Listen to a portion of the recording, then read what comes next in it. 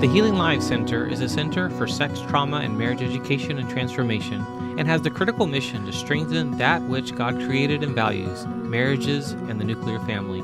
Dr. Gilbert, your host, aims to provide important teaching on tough topics, great interviews and conversations, and tools just for you, all emphasizing a biblical worldview. Join us now with today's feature.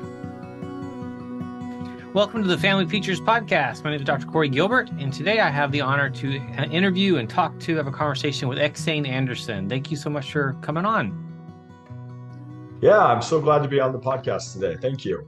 Yes, looking forward to this conversation and the variety that you're going to actually be able to bring to our audience when it comes to just family, work, and how do we do this as believers even? How do we love our families well? So looking forward to this. Tell us a little bit about your story and just kind of how you ended up where you're at. Oh, goodness. Well, there's a lot of different factors that come into that. I guess one of the things when I was young, my mom died. And I know that little things that she did before she died, how they profoundly affect me today. Mm-hmm. And I felt recently that I just need to share how important it is um, to be a good dad, to be a good parent, to take care of our families because of some of the little things she did that still so profoundly affect me today.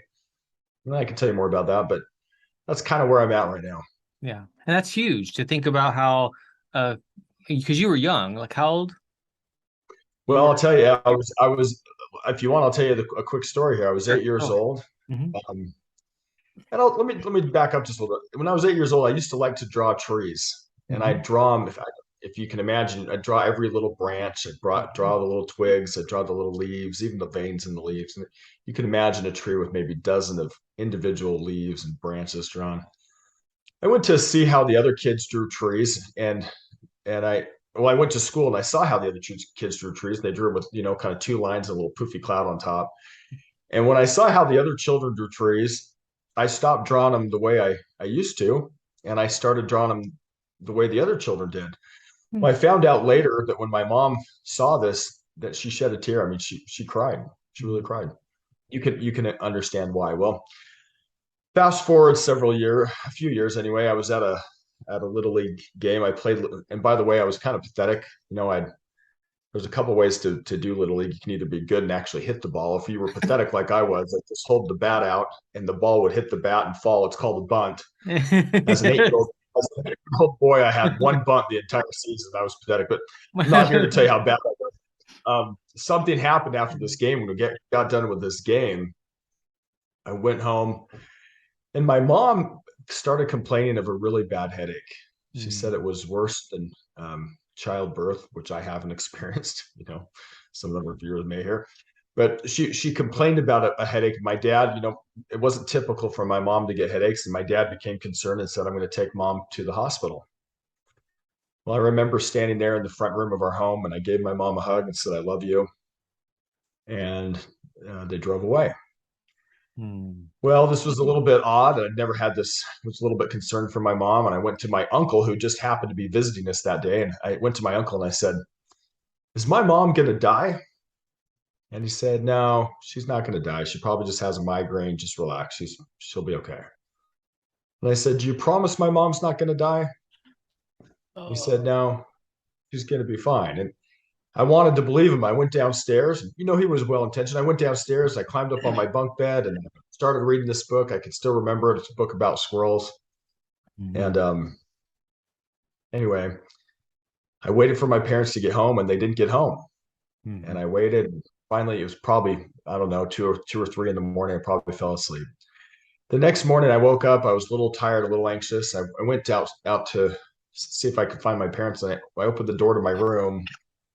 And the outside of my room, there's this long family room, and I could see as I opened the door, I could see my dad on the other side of this family room. But something was different. My Mhm. mom was not there. Instead, there was a neighbor and another neighbor and a friend and a neighbor. It seemed like half the neighborhood was at our home. Mhm. And as I got closer, I could see my dad had been crying, he Yeah. had tears on his cheeks. And I got even closer, and my dad kind of gathered the children together, and he said words I'll never forget. Mm-hmm. He said, "I think our mom is going to leave us." And I put two and two together, and I remember I went into this panic, and I said, "Dad, we got to do something. We got to do something. We got to say a prayer. What can we do? What can we do?" Just kind of panicking. Yeah. Well, my mom had suffered a cerebral hemorrhage. A blood Mm. vessel in her brain burst. She is now brain dead at the hospital, being kept alive by a life support system. I remember a couple days later being there. I could see my mom on a hospital bed. She had tubes coming out of her nose. Mm-hmm. She was being kept alive by she couldn't breathe on her own, so she had a respiration system was kind of inflating and deflating her chest in a way that seemed really unnatural to me. And I was scared. Mm-hmm. I mean, and it came time for them to unplug my mom from the machine.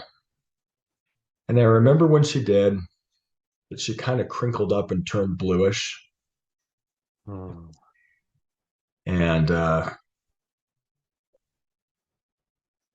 remember wanting to give her a kiss, Mm-hmm. but I was afraid to because she didn't look like my mom. So I went and kind of kissed the air a couple inches from her face, and I walked out. Mm-hmm. Well, I got to tell you, when I left, a friend of our family was an anesthesiologist there. He said, your mom went from being crinkled up to where she kind of spread her arms out all by herself, almost like she was coming into a beautiful place.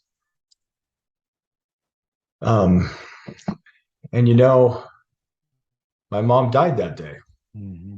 And as an 8-year-old boy, I watched her die. Mm-hmm. Well, here's my question for you.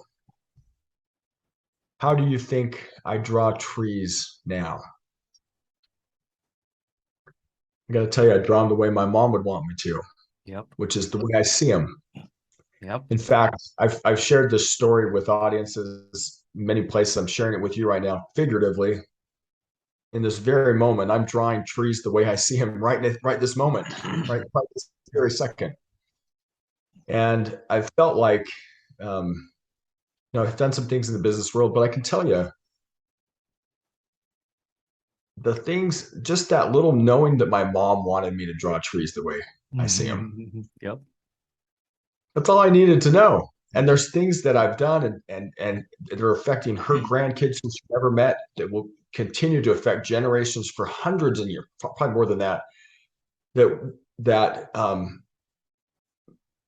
because of the kind of parent she was, and I could give lots of examples, but it's so important to be a good parent and to realize, what you and I do in business.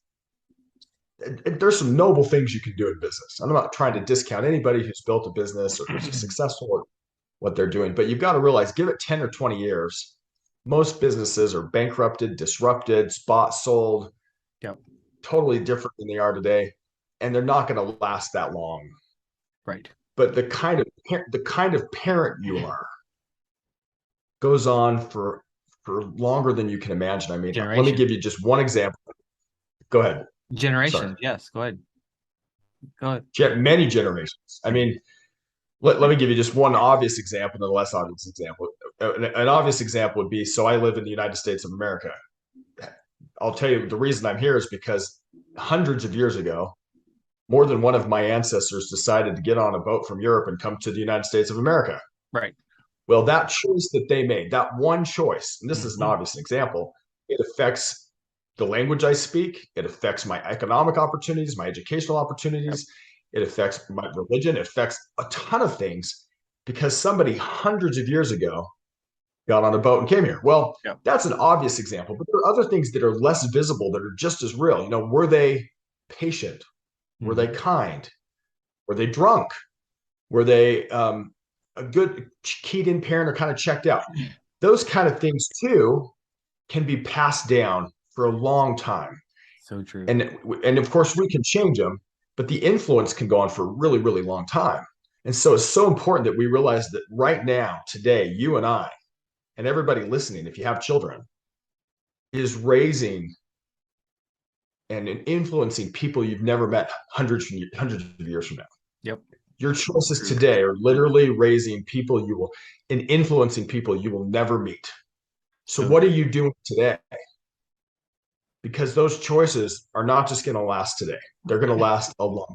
Anyway. Well, and so the title of your your book, what's the title of your book? Well, I have two. I wrote a business book, but I also wrote one what's called What I Want My Children to Know Before I Die, which is probably the more important one by far. Exactly. What I want my children to know before I die. And that's actually you attempting to really put on in print lessons and a guidance for them, right? And memories too, I'm sure. That's right. And my mom, she kept some journals, and I treasure those journals. And yes, she was only 32 when she died. And I think, man, I would love to have more of her thinking. I'd love to have a little bit of mom advice from time to time. And I thought, I'm going to take the time to write this book for my children so that if something were to happen to me today or tomorrow, right, or whenever, they would have something they could say, this is how my dad thought about things, and hopefully it would be a benefit to them. Neat. And I think about kind of in the beginning of you sharing your personal story, what you shared was about the moment that she died. But when you go backwards, it's amazing to think that in just 8 years young of life, how much she had already affected you, changed you, grown, developed an imprint on you, which is why this matters probably more than we can ever imagine when we focus on business and we focus on money and accomplishing things. This is such a critical part of why we're here and our calling as parents. You're exactly right. I mean, you're right. She had a tremendous impact on me during those first years of my life. I haven't given my mom a hug for over 36 years I gave her that hug before she left. Yeah. But there's things that are almost as good as giving your mom a hug, and it's feeling her influence. And I feel it all the time. And a lot of the things that she did, the way she treated me, the way she listened, few things that she said, just little comments here or there that took less than 5 seconds. Yep. I still remember, and they profoundly affect me today. So if you're a stay-at-home mom or stay-at-home dad, you're a stay-at-home parent, and you're helping your kids, you may think, well, gosh, I'm not doing anything glamorous in the world. In reality, you're doing something more important that's going to have more effect than anything else. Amen.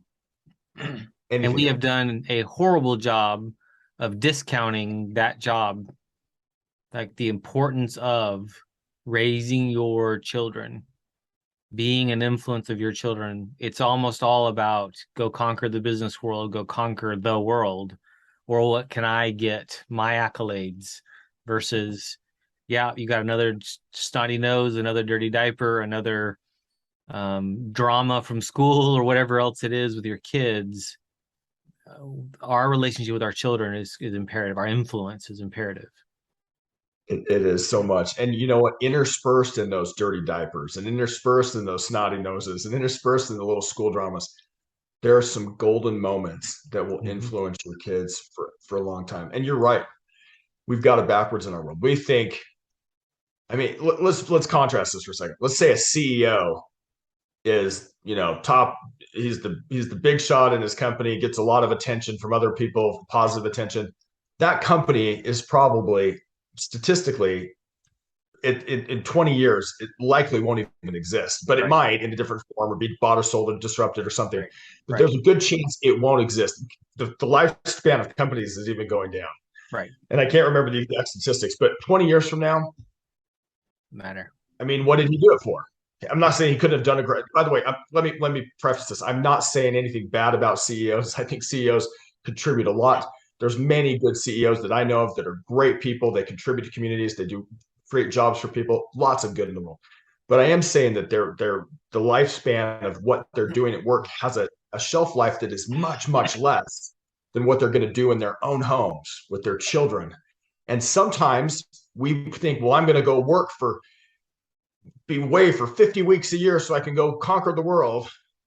And then we realize Stephen Covey, who wrote The 7 Habits of Highly Effective People, he said a lot of people climb the ladder to success, and they get up to the top, and they realize the ladder was leaning on the wrong wall.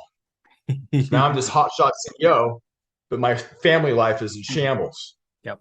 My kids don't know me, and my wife wants to divorce me, or we have a really, really rocky, strained marriage. But I've got a ton of money. Yeah. Well, the truth is, we all go out of here with exactly the same amount of money. We leave it all behind. Yeah. What kind of legacy did we really leave? Yeah. Well, I remember a dad I was talking to a long time ago. He was trying to build a house for his family. He was a construction guy, and so he had the means, but also that was his job. And I remember at one point he was a brand new believer, and I was like, "You're trying to build something for your kids." His two sons were like, I think 8 and 10. That by the time you have it, they're probably going to be gone, and they're missing you. They want you. You're not present because you're working like to the death almost for something that in your mind, you're right, this could be nice. They don't need or want that. They want you. Be present. That's exactly right. Our time with our children is so short. It goes so quickly, and the time is the valuable thing. It's not the things we give them. Some people want it. It's not what we give them monetarily. It's not what we give them in terms of physical goods. It's those moments. Yep. So valuable. Yep. I know just right before we got on this call, I was upstairs with my middle son. He's leading the court of honor on Monday night at our Boy Scout troop. And so we're working on the script for who says what, who does what, and all that. And it's his first time to lead it. And he's this assistant senior patrol leader, and just kind of neat to watch him start taking on that, where our older son's done it before. And then later today, we'll probably go get our Christmas tree. So go cut a Christmas tree down as a family. But the problem now is our oldest has a job. So timing of when he's available and be able to all go is hard. And I mean, there's stages, and changes are hard. And so our daughter is actually grieving that it's like, but we all have to be there. We all have to be there. And she values that family being there as a family, but things do change, and the investment we have in our kids. Now, something that when I was kind of getting to know you a little bit, that you made the comment, and it kind of stood out to me, and I think it's important for us to talk about, is you said you are the CEO of your children's education. What does that mean? You are the CEO of your children's education. Such a great question. Thanks for asking. So I was talking to my brother, and my brother, he got a degree from Harvard, actually, in education. And whenever we talk, we both really like to talk about education. And as we were talking, one of the comments he made, he said, the best outcomes come for education when parents act like the CEOs of their kids' education. Now, as you're a father, I'm a father, there's fathers listening to this, mothers listening to this. I think it's important to realize that you're the CEO. We're not just going to pawn it off to the next, whoever's the closest, most convenient thing. Now, that doesn't mean that we can't use a good public school if we decide to do that. As a CEO, I may decide to outsource to a public school. I may decide to outsource to a private school or to a charter school. I may decide to outsource to a karate teacher or to a Chinese tutor or to a violin teacher. Yep. And I may decide to homeschool them because I think I can do this better than I think I could outsource it because I have the time and resources. But the point is that we're not asleep at the switch, just letting our kids being raised by the nearest government-run school. And not to say anything bad about some government-run schools are great. Some of them may be lacking in some areas. Yeah. But as a CEO, I can say, look, I'm going to do this myself, or I'm going to outsource it. If I outsource it and they're not meeting the criteria that I want to instill in my kids, I have a right to say, I'm going to get a different supplier. I'm going to fire you, frankly. I mean, and then we're going to get somebody else. Now, the The other thing too that was really interesting, I got to tell you, one of the things I was talking about with my brother, this goes along the same kind of the same vein here. We were talking about what is the most effective way to teach somebody. Like if you had no limit on money, if you had no limit on resources, how would you teach in the best, most effective way? And as we were talking, we came up with this idea. What if you could just follow around the person that you really wanted to be like? Like, let me give you an example. In the business world, let's say you could follow around, let's say you wanted to be a hedge fund manager because they make a ton of money. In fact, I think they're the highest paid people in the world, actually. So you want to be a hedge fund manager. So you said, okay, right now, the current system is you'd have to go to school, get really good grades, do phenomenal on a GMAT test at some point, and get in hopefully to an Ivy League school. Then you'd probably have to work a couple decades at least, put in your dues. And at some point, you might, if you're lucky, be able to become a hedge fund manager. But what if you could do it differently? What if you could say, I'm just going to follow around the best hedge fund manager in the world? I could sit next to him. I could see when he bought things and when he sold things. And I could see, how he handled his business, what he said on the phone to people, how he hired and fired, the criteria he used to hire for his fund. And I could see everything he did. And I just followed him around. Do you think that you could learn more quickly if you could see like day to day what this guy is doing to make billions of dollars? Okay. I think you probably could. Yep. And I thought, you know what? I think that might be the best way to learn. Well, after this conversation with my brother, I'm sitting there at a stoplight and I had this epiphany hit me. I thought, you know what? The best way to teach people has been around for thousands of years. It's called parenting. We get little people who want to be like us. They want to be like us and they follow us around and they get to learn from us. Yeah. Now, this is a huge responsibility. And I got to go one step further. And thanks for your patience on this. Years ago, I was working as a real estate agent for a major home builder. And things were really slow. It was after that crash back in about a decade and a half ago. Okay.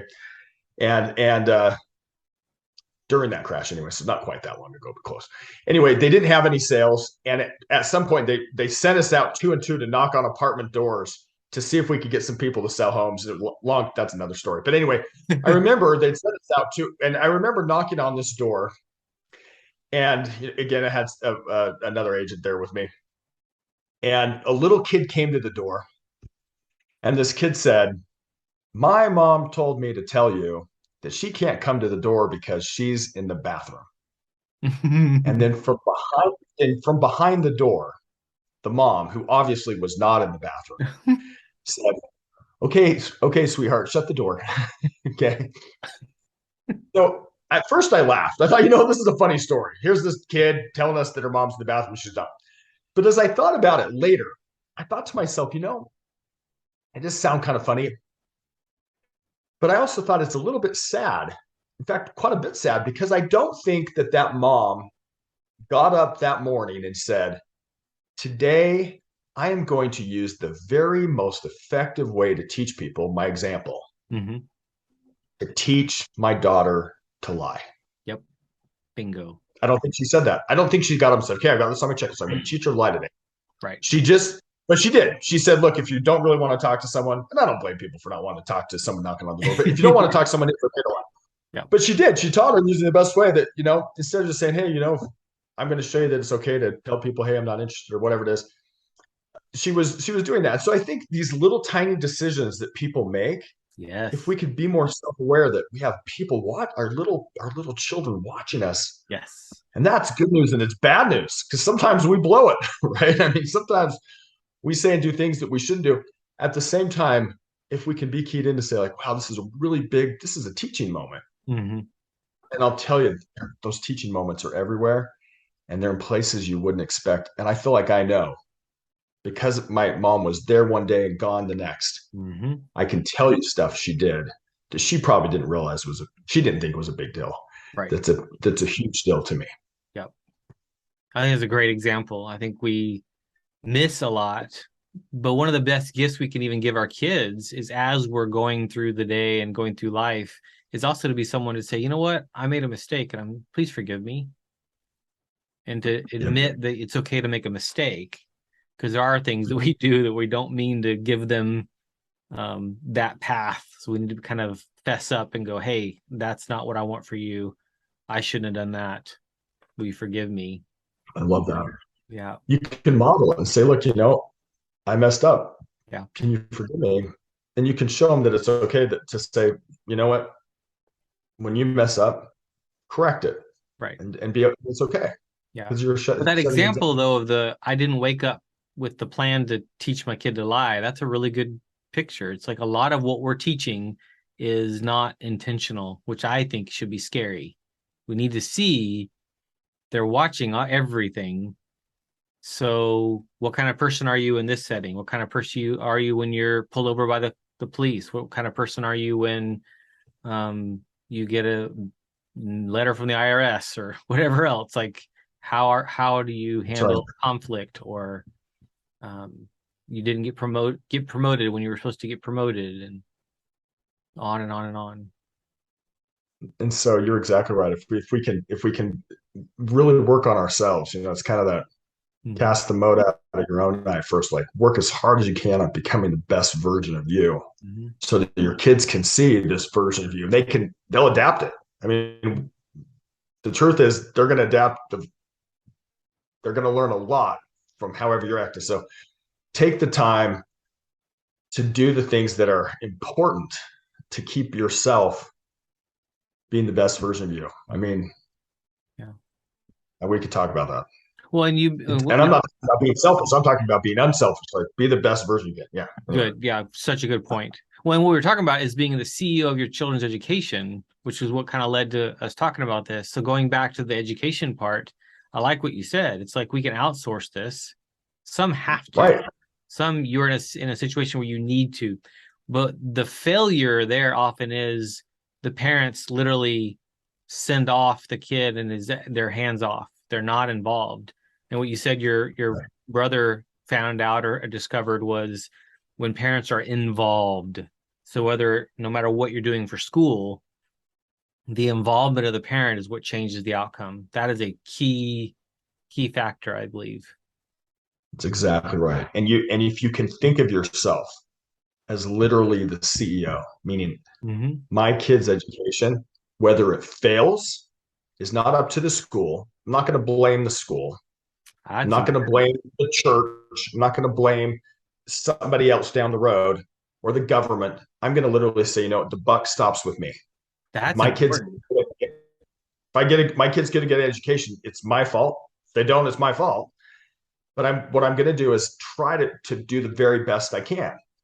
And let me just give you an example here too. Yeah. One of the things that my brother and I were talking about, he said, the number of turns in a conversation. So some people are really nervous to homeschool, for example. They say, well, I don't know if I can do that. Let me tell you one of the things that should give them a little bit of comfort.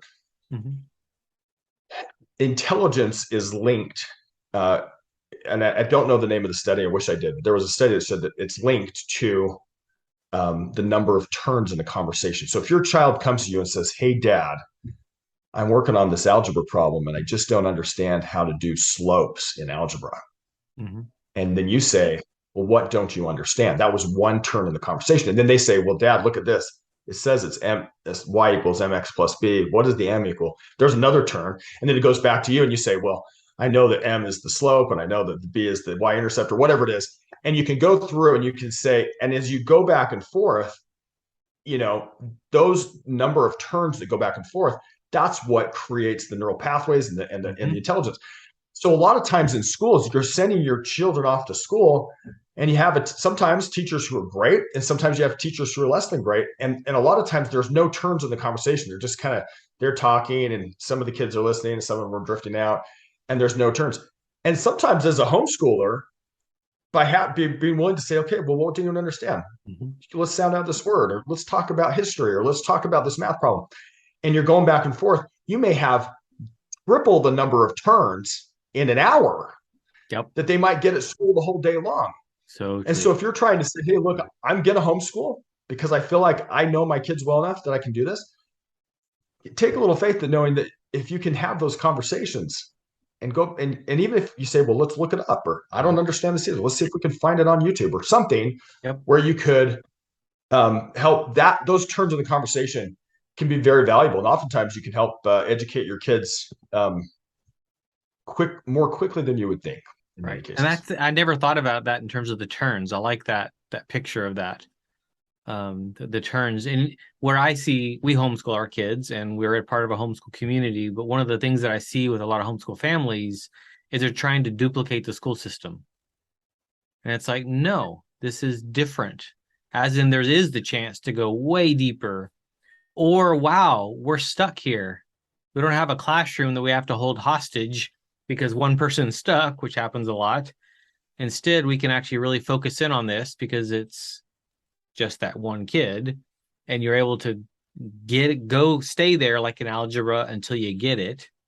Yesterday we were working on a problem upstairs, prepping our oldest for the ACT, and so he's learning how to do this, and he was so mad because he's like, I already know how to do this help is making it worse. And my wife was like, well, these are tools, you decide whether you pick them up or not.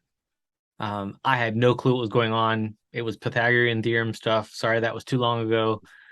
But what's been cool is my wife and her growing and her, maturing, even just, she's loving it, learning. That's not everyone's bent. It definitely isn't. And I hear it from tons of clients I have, especially teenagers, where all these subjects are just stupid. One of the benefits of homeschooling, potentially, is you can use different sources and go back to the sources and read books that are more of the original stories and biographies and make it a lot more alive and a lot more living versus kind of this dead content. It doesn't always work that way. There's stuff that we just have to do, like some of the math stuff. But we don't know what's going to land to spark interest and passion and curiosity in them, which is kind of what the whole liberal arts kind of world, which I'm a college professor, so I'm very passionate about that. The goal is to create a well-rounded, deep thinking person, not, an inch deep and, no actual skills or tools or ability to pivot. It's really back to those turns. As an adult, can I have those turns? Right.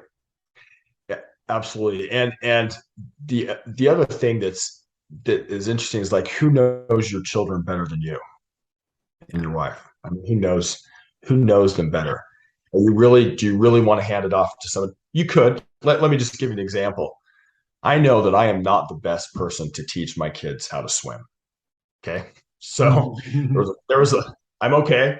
But there was the person in our near our neighborhood who was a really good swimmer, and we decided to say, okay, we're going to put them in swim lessons. And went there, and they learned very, very quickly how to. So I decided, as the CEO, that I was going to outsource to this swim teacher. Okay. Nice.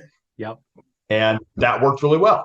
On the other hand, I actually do like math, and I think I'm pretty good at explaining it. So for my kids, I'm like, okay, for me, I'm going to do a lot of the math because I like that. Nice. We have we've outsourced our kids. We want them to learn a different language, so we've outsourced it to a school that will allow them to learn a separate language, which I'm not as good at. But nice. Could we? Great. So it's not like you necessarily have to take the whole thing on. The important part is that you, with your stewardship as a dad who knows your kids better than anyone, who knows what's best for them, who loves them and cares for them, take that role and say, you know what? I'm going to find a way to help you achieve. And it comes down to me because I'm your dad, and I'm going to teach you using the best way that I can teach, which is by my example, which hopefully I won't blow it too many times. Right. and teach you that way.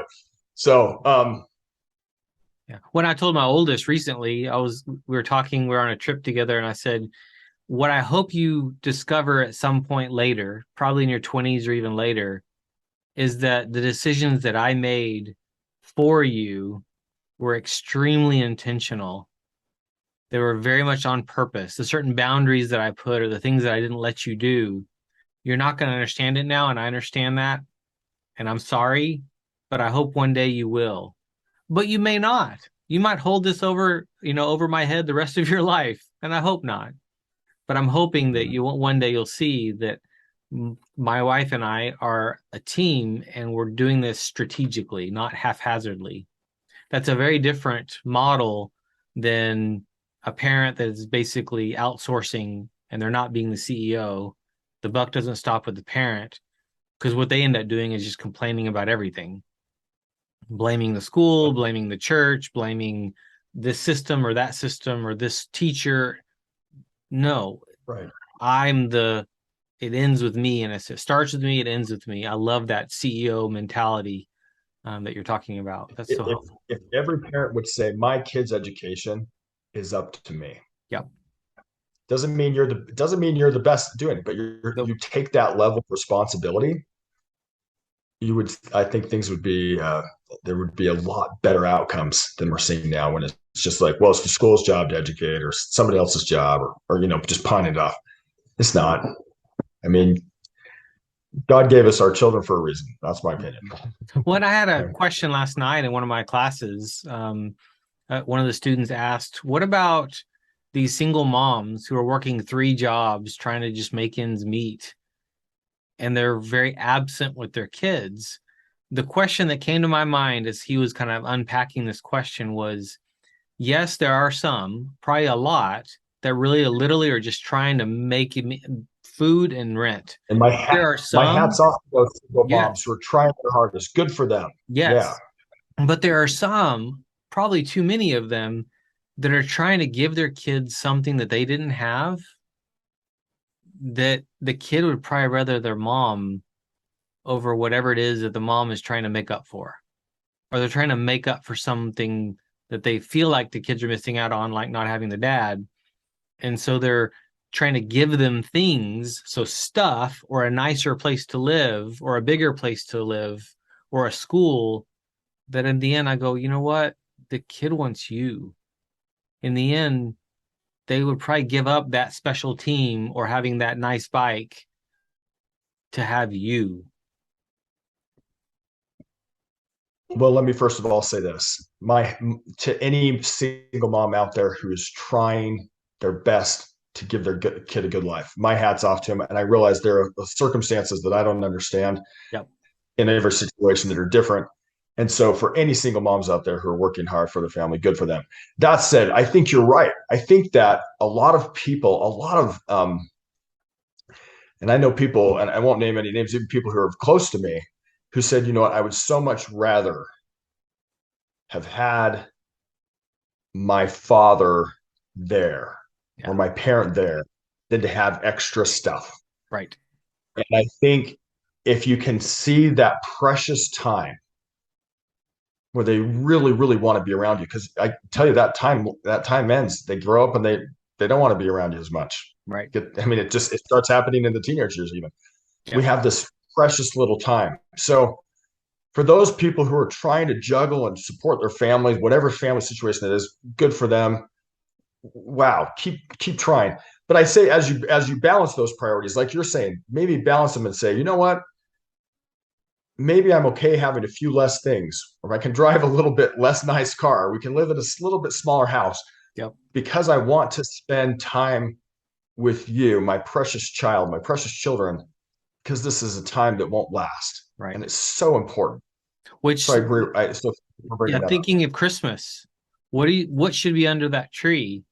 I love some of the lists I've seen over the years of, and let your kids kind of pick through and talk through it, and it should be a family conversation. But do you want stuff? They're always going to say yes to some extent, but it's very different than experiences. Yeah. Like instead of just stuff, what about tickets to a concert or tickets to a play or a trip here? Or, hey, let's mom and dad, or mom and a child, or dad or a child's going to go do this overnight thing here, or go play this game there, or something together experience is going to be much more valued over time than another video game, or another toy, or another this, that, or the other. We started investing in our family with our kids from a young age in camping equipment, because we're a very outdoors family. And so from a young age, they're getting a sleeping pad for Christmas, and they're getting, a backpack and that kind of stuff. The crazy parts to keep changing in sizes, which is so annoying. They shoes outgrow, coat you outgrow, and so this year we're realizing we need all new winter gear, and that stuff gets expensive. So trying to find it at Goodwill, but yeah, the experiences to me is a big deal versus the stuff. Your kids might say they want the stuff, but in the end, it's going to be what you can do with them, adventures you can take with them. Yeah. I know for us, as a value as a family, we live extremely far away from all of our extended family, like a 5-day drive far away. And so our value has been road trips. And so we ended up getting a car that we knew could handle it. And we've put 100,000 miles on that sucker just in the last few years doing those road trips. But then it was also our mortgage had to be able to be such that we could handle to pay for those road trips. So a number of years ago, my income went down a little bit. And within 3 weeks, we had our house put on the market. We're like, we're not going to let the house hold us hostage. We want to have the bandwidth to do what we value. And so we sold the house in a matter of weeks, moved to a different place, and we had the bandwidth to keep having those road trips. And so talking to your family, one of the things we've done around the dinner table a couple of times a year is kind of a whiteboard and how do you define our family? And it's neat to see that some of those values we've instilled in them is they know that we go to church. That's a non-negotiable. That we have a relationship with the Bible, and that we that's an important part of us. That we serve people, but a lot of it's also been that we do stuff that's outdoors. That we go see family because they can't come see us as easy. You know, what are your values? That's also I like the term there, being the CEO, guiding your family, leading your family. I love that. And I love that. Two thoughts came to mind when you said that. And thanks for sharing that. You know, the other couple of years ago, my wife and I decided to take our kids on a road trip. And we have a little tent trailer, and we loaded up the car and put our tent trailer on. And in 24 days, we went through 30 states and saw a bunch of all kinds of sites, historical sites, all kinds of things. Nice. Had some great conversations in the car. And I got to tell you, my wife, when I first said, let's go on this trip, she came from a family where they didn't do very many road trips. And she was like, I don't want to be in the car that long. And I still said, well, let's just try it. And it was interesting because when we pushed back for a while, I mean, honestly, by the way, I'm married to an angel. She's awesome. Just want to put that up. Awesome. Yeah. But what happened? But it was interesting because when we got to the end of this trip, she now wants to go on and do another one. She goes, that was so awesome. She said, oh, let's do another one. And it's so valuable to have those times in the car where you can talk about things, you can see the historic sites, you can see other kinds of sites. And it was a really, really, in fact, at the end of the trip, I started crying because I knew it was about to be over. Yeah. And I thought, which a valuable experience. Here's another thing. You know, it's one of the things that's so valuable for your kids. We're talking about CEOs of kids education. I was just talking to another gentleman the other day, and he let me know this statistic. He said, you know, kids who get Fs in school, they read less than a minute outside of school per day. They said kids who were getting about a C in school read about 9 or 10 minutes, I think it was. Wow. And kids who are getting an A- in school read about 19 or 20. So just getting your kids to read 20 minutes a day could bring them from, you know, it's correlated with being from an afternoon. Man. One of the things I did with go ahead. Sorry. No, that's huge. That's a big deal. That's not a lot of time at all. Not a lot of time. And that experience, you know, I wanted to think, gosh, if you want to read some good books, read the Chronicles of Narnia with your kids. I got to tell you, it's when they're running around that 7, 8, 9 years old, they love it. It's magical. You can talk about things. There's a lot of good symbolism in there. And I was reading it to my daughter actually last night, and like she's getting excited about what's happening in the story. Such a good thing. And just reading is a great experience. I mean, just sitting down on the couch and reading together. And it also helps build those neural pathways. So you're talking about, you know, you mentioned scriptures and things. Getting up in the morning, reading your scriptures together as a family is one of the best things you can do to help build values, but also it actually helps. There's this side blessing to it, which is it actually helps them become better readers, much better readers, better academically, just by doing that on a daily basis. Yeah. It's interesting to watch kids who always carry a book with them everywhere they go versus the kids that, again, haven't looked at a book, haven't read. I heard a stat recently that said that the average American reads less than one book a year. Like, right. We have like bookcases that climb the wall. Like, we have books everywhere. Our life is all about books. My wife and I both have piles of them right here. To realize that's not normal. That too normal is even a mom and dad that doesn't read. So why would the kids ever read? Again, they're catching what we do. And if we don't touch the Bible, they won't. If we aren't reading, they're not going to. So being willing to put your devices down, turn off the TV, put the phone down, put the tablet down, put the computer somewhere else. Just spend time, read with your kids. Yeah. Even if it's just 20 minutes here or there, consistently over time is going to make a huge difference. Yeah. I got to share one more thing that just came to my mind. One other thing and I give a lot of credit to my brother because a lot of the suggestions he's given to me have been really phenomenal. He said to me, you know what? There's this book called The Power of Positive Parenting by Glenn Latham. Mm-hmm. And it's a phenomenal book. It's a book about parenting, and it basically has this premise. It says, behaviors are like seeds.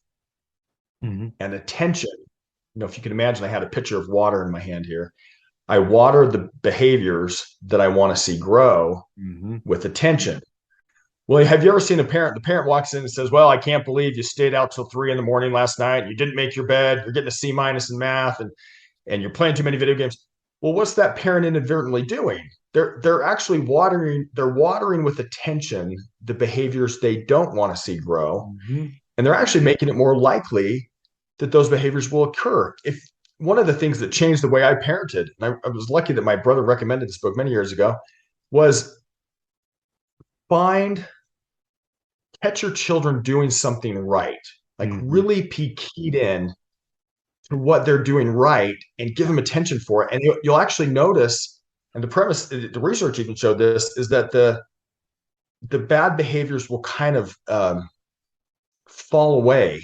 Right. As not you just the best way to get rid of problem behavior is to focus on the good behavior. That's what I'm trying to say. Yes. And so, I'm not good at this all the time. I'll tell you, I've blown it. My wife could tell you I've blown it many times. But there's been a few times I've done it right. One time my daughter came and knocked on our door, and she said, "Surprise." I got ready for school. She made my lunch. I made my bed. And I said to my wife, you know what? This is a behavior I like. Let's give it a lot of attention. So I went out there and I said, hey, your bread looks great. You made your lunch. You got dressed. We didn't even have to ask you. And my wife laid it on pretty thick too. Well, guess what? She started doing it again. Mm-hmm. She started doing it again. And we kept giving it attention. Well, what would have been less effective was to wait until she didn't get up, didn't make her bed, didn't make her lunch, and slept in. And then if I would have just stormed in her room and said, can't believe how many times do I have to tell you to get up and make your bed? What I'd actually be doing without realizing it would be, I would be making that behavior more likely to happen, of sleeping in and doing that. So important. There's so many negative things out there. If you want negativity, I mean, goodness, turn on the news for a little bit. Right. Exactly. If you can be the parent who's like, man, I really appreciate how you're playing so calmly with Johnny, or I just really appreciate how you made your bed. That was great. Hey, you did a great job when you did your assignment. I could tell you put a lot of effort into learning that math problem, or whatever it is. Recognizing that, I would recommend that book to anybody. So again, it's The Power of Positive Parenting by Glenn Latham. By the way, I don't make any money for referring that. I'm just telling you that it's a great book. Yeah. What? And the other premise, and I just want to say this briefly because it's important. Have you ever seen a parent who is burned out? They're like, man, my kid tantrums all the time. Well, one of the things that a lot of parents don't realize is that they're playing into that tantrum. Let me give you an example. The same premise of this book says if people are misbehaving, your children, they get to go to an area that is without reinforcement, without reward. So one of the best ways to do that is say, if you're going to tantrum, you get to be in a place where you get zero of mom and dad's attention, which is generally like a corner. Because what happens is when a kid tantrums, a lot of times these parents who have problems with tantrums, when the kids start tantruming, they're like, hey, do you need a sucker? What can I do? I'm kind of embarrassed that you're embarrassing mom and dad here in the store. And, Yep. and they're getting tons of attention. When in reality, when you behave like that, you get to sit by yourself in the corner. Not in a room with it like a video game or with a book. That's reinforcement. Just totally in a non-attention environment, which is like a corner. But the problem is if the kid keeps crying for like 7 minutes and mom can't handle it, just like, I can't let my baby cry for that long, and goes over and gives him attention. All you've taught the kid is that when I cry for 7 minutes, I'll finally get mom's attention. Yep. You have to wait till they burn out. So if you put them in the corner and it takes them 20 minutes to burn out, and then you go over and give them attention once they're acting nice, I'm like, well, I like it when you're acting calm. Isn't that nice? Love that. Kind of attention. But when they're acting like this, and if you do that, by the way, when you first start the treatment, it gets a little bit worse. It's called extinction. It does. Learning, like as a parent, if you're going to be the CEO, you got to take these, say, I'm going to learn. I'm going to do things like read a book about how to do it, and try to find books for people who know what they're talking about. Yep. But I was grateful that my brother recommended The Power of Positive Parenting by Glenn Latham. I'd recommend it to anybody who wants to change in a positive way. Yeah. And be a CEO of their children's education. Yeah. Well, and one thing that I've seen in some other research as well is part of what we need to do, though, is not just like we can do the positives. We need, and I would say most of us, that's the message we need to hear, because we're probably not doing it. We're probably more bent towards punishing or focusing on the negative. So we need that part. But part of the whole is discipleship. As in, we do need to deal with those negative behaviors, but it's on the how. When they get the attention in the middle of it, we just watered the bad behavior. But if we have conversations later where we're talking about how, do you see how when you did that didn't work? But that's also, do you really want to be that person? And you're helping them grow, mature, disciple them into a Christ follower, a better person, a stronger person, a better man, better woman. That we need to remember that other side of that equation is also important too. But even just from what you said, that same here, I can so more easily focus on what they didn't do and miss what they did do right. And I need to be able to hear what you said and do more of the enforcing the good, celebrating the good. My son woke us up yesterday morning with his Jeep because it's really loud and obnoxious. And 5:40 in the morning because he was heading to work. And so it was kind of cool to watch this. He did this past summer working at a farm where he would get up that early and head to work. And it's like, there's a lot of adult men that cannot do what you're doing right now. Getting up on your own and heading to work, because I was still in bed. I wasn't up. That is so cool that you're actually at 16 that responsible. And so enforcing that behavior. Well, and that's exactly right. And in this book, he talks about there was this kid, I hope I'm telling the story correctly. The kid was in a class, and he was getting sent to the principal's office a lot of time. He was getting sent all the time, and it becomes such a problem. They called in this counselor to observe and see what was happening. And they observed that the kid was actually doing a lot of things right, but getting zero attention for it. So, I mean, he was listening sometimes, he was doing some things, zero attention. But as soon as the kid did something wrong, the parents would say, not the parents, the teacher would say, oh, there you go again, write his name on the board. He'd do something else, he'd get a check mark. He'd do something else, he'd get another check mark. Soon he had enough check marks to go down to the principal's office. And here was the kicker. They take him down to the principal's office, and the principal, the lady was like, well, I knew you'd be here again. And she sits him next to this window, and it's about lunchtime. And all these kids would come by and wave to him, and he'd be waving. So he's getting a lot of attention from his friends, even and peers. He's the guy, he's the bad kid, and it's kind of fun to get attention. And so it's like, okay, this behavior is completely predictable. You're giving zero attention for what the kid's doing right. Yep. But every time he does something wrong, he gets all kinds of attention. Mm-hmm. What if you were to catch people doing something right? And I even talk about this. I got to tell you, this principle has helped me so much in business. It's helped me in with parenting, trying to just see. I mean, if you can be the kind of person who's just keyed into what people are doing right, it changes people, Yeah. And I could tell you story after story. Probably don't have time for it, but I'm saying the ways it's helped my business or in a sale or negotiation. And but it also works with children. You know what I'm saying? So you're right. Yeah. Obviously, you've got to be able to talk about the consequences of, when we make bad decisions. There's consequences. There's principles that govern, or consequences. Let's talk about them. Let's make sure we're trying to follow Jesus Christ. Let's but also be the kind of person who's like, let's point out what you're doing right. You know what I'm saying? Yeah. Well, and you're a person that's in business. You in business for yourself. You work. You're a hard worker. But even the conversation that we've had today with this podcast has been centered around, you can be as successful as you want and could possibly be in business, but it means jack diddly. It means nothing if you're failing at home. The critical nature of marriage, of the family, of parenting, of the home, we are losing that. There's a fight against that in our culture right now. The value of the nuclear family, the value, and they act like, oh, it's a social construct. No, it is from the beginning.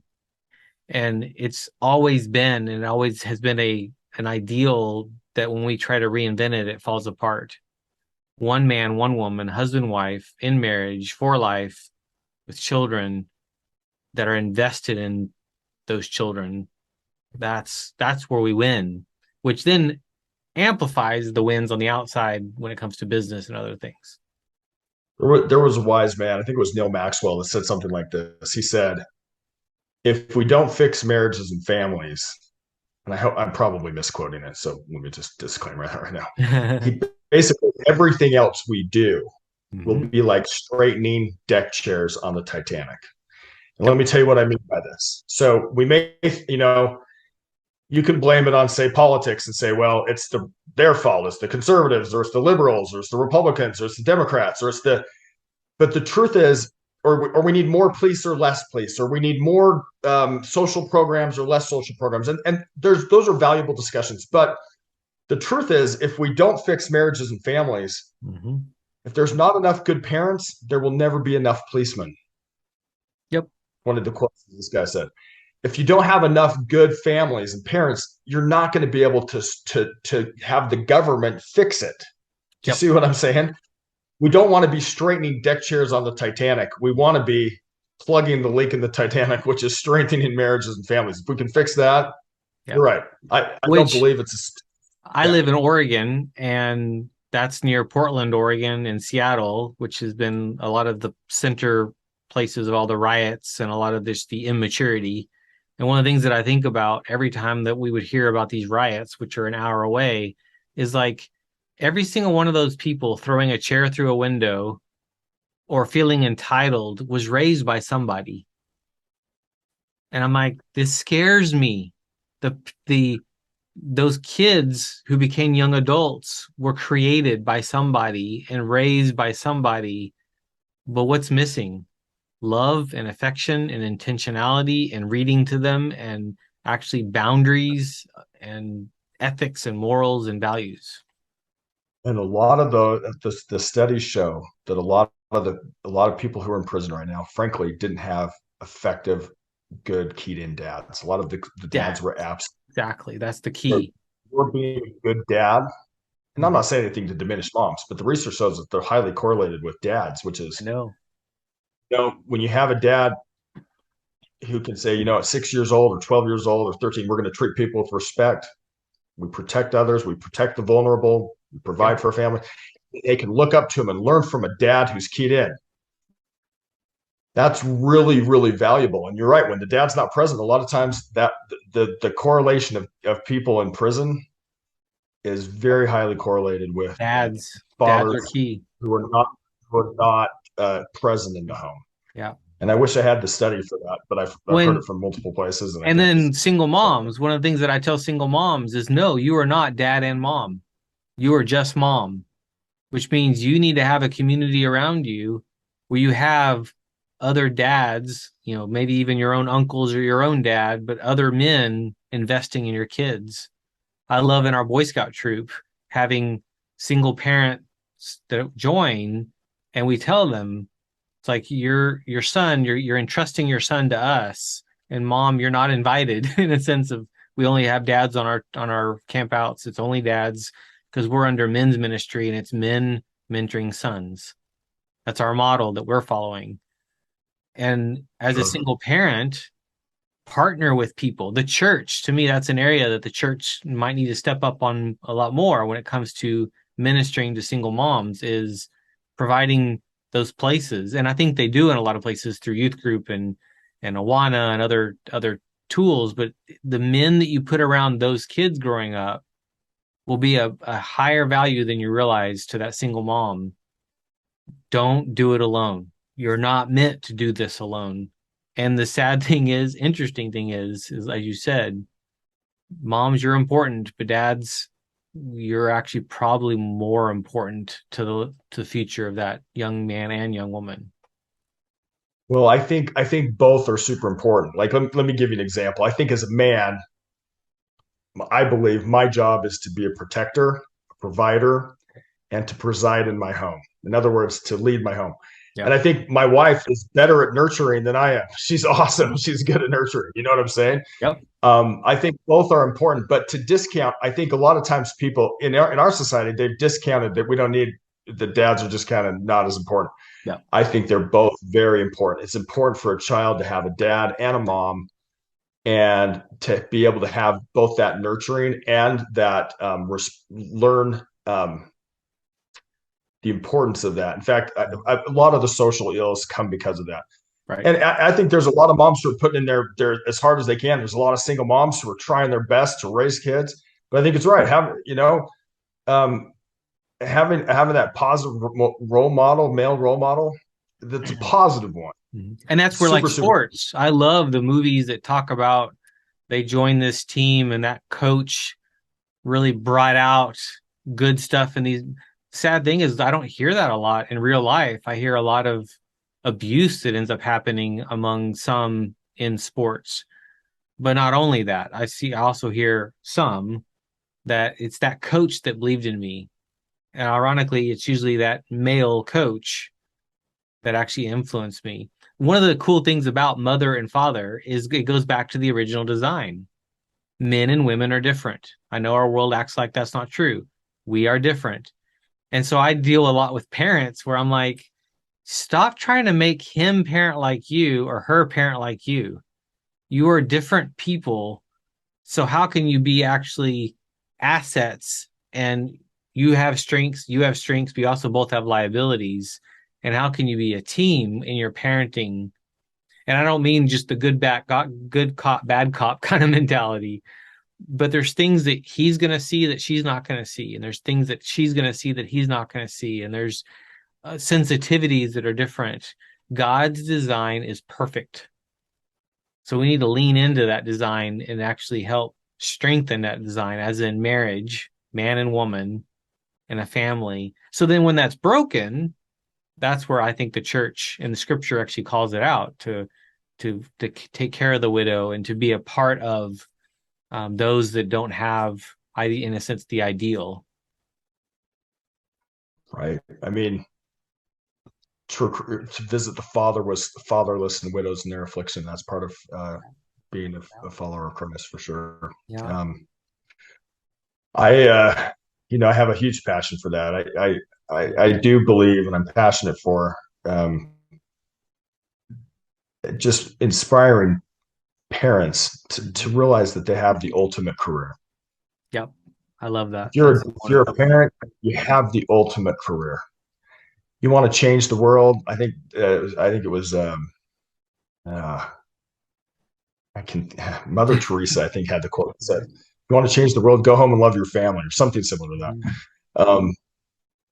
that. Do your very best to be a good parent. It doesn't mean we're not going to mess up sometimes, but I think a lot of things in our nation and our civilization would be better if we could take on that idea that we're responsible for, as a parent, for our kids' education, and also just realize what an opportunity it is to shape and influence people that we'll never meet because we're being a good parent we're trying our best, even if we have a bad day, we're trying our best to do what we can to be a good parent today. Love that. That's so important. So your website is eksayn.com. So EKSAYN.com. That's it. And what can they find there if they look you up? Well, if they would go there, if people would like to check out my book, that would be great. No pressure on that. It's called "What I Want My Children to Know Before I Die," and contains some things that I think would be helpful for my children. And some parents may decide to teach their kids slightly different things or totally different things. But the point is to realize that these children were given in your stewardship. Yes. Do everything you can to be a good parent and teach them what you know you need to do. What's your business book? I wrote a book called The Key to the Gate, and it was I was lucky a writer on Forbes decided to write an article on it. Nice. And it's about how to get past decision makers past gatekeepers to the decision maker and make connections in business when you're trying to get a product or a service in front of somebody. And I remember you saying that you did that and you got the notoriety in terms of Forbes, but one of the things you realized was my heart's more passionate about something different. Well, it is. That's neat. I think love that. I would much rather whatever you and I, like I said at the beginning here, whatever you and I do in the business world, it's not going to last that long. It may last for a decade, if we're lucky, a little longer than that.